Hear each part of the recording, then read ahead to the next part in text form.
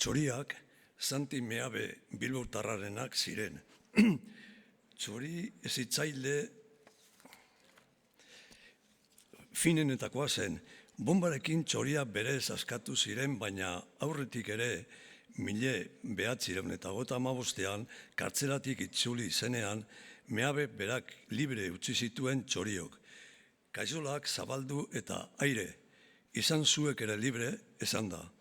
Meaberen aburuz, kostaldean ezitako txoria ziren onenak. Itsasoaren kontra kantatzen ikasten zutelako.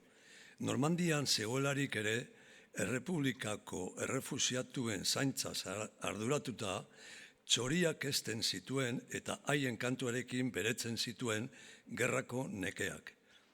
Santi Meabe, Tomas Meabe aitzindari sozialistaren anaia zen. Maitasunak ekarri zuen herrira. Salvadora goitiarekin maitemindu eta harekin ezkondu zan.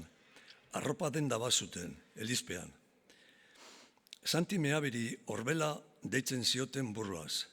Izan ere, bilakaera politiko bitxia izan zuen. Hasieran nazionalista izan zen, EAJ-koa. Etzetik zetorkion tradizioari jarraituz. Urteak igaro hala, EAE, ANV-ko sortzailetako bat izan zen, eta azkenik alderdi sozialistan bukatu zuen, argaitik Orbelarena. Gerra garaian bera izan zen Errepublikako defensa arduraduna Lea Artibai eskualdean. Hartu zuen lehen erabakitako bat zubia botatzea izan zen. Horrela, Ondarroako zubizarra eraitzi egin zuten dinamitaz, frankistak bertatik ez igarotzeko. Pintxoreek hainbestetan pintatu zuten zubizarura mundu zahar baten simbolo zena ondoratu egin zuen gerrak. Bi aldiz zuntzitu zen zubia. Lehenengo aldia horixe izan zen, gerran.